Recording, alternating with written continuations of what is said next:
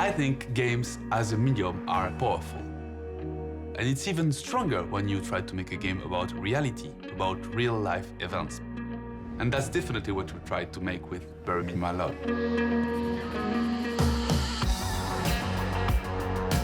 I've been a journalist for 10 years, and I've been a video games player for my entire life. And one day I thought, what happens if I try to make video games about real life?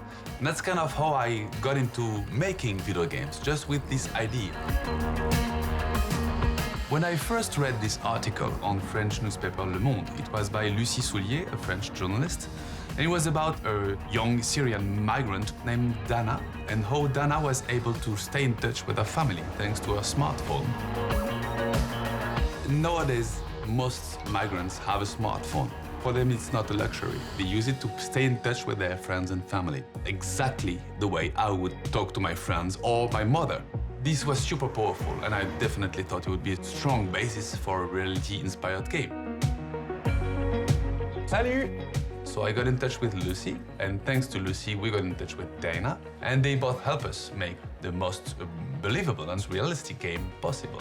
Were you able to see inside the boat, or was there just too many people in the boat? There was too many people on the boat, but the smugglers organized us. We can stand. I just saw the people, the sky, and how far we are going from Turkey. This must have been so terrifying. Once they were on board, I knew that we would have the good input in order to be right in the way we were going to tell this story.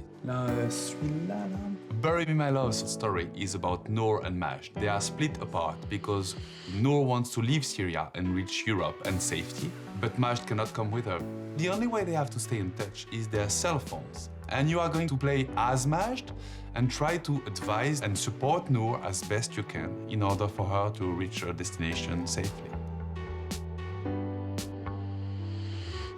Dana has been useful, and her story has been incredibly inspiring, but we wanted to tell thousands of stories, thousands of destinies of thousands of different people who go different directions and end up in different places.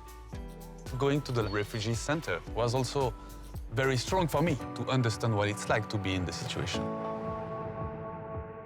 Obviously, winning the Google Play Indie Games contest was huge, and I was so happy for the team and for everybody who was involved in the game. Most of all, I was happy because it sent a message. If you do a game about the real world and very sensitive topics, there's a committee of seasoned professionals that say, okay, this is interesting. This is the game that struck us as something new. I hope lots of other game devs notice that and try to go the same path. Did it change their mind about migrants? That I don't know. But I'm not an activist. I just want them to be moved and to care. My first aim making the game was not to change people's mind. It was to tell this story.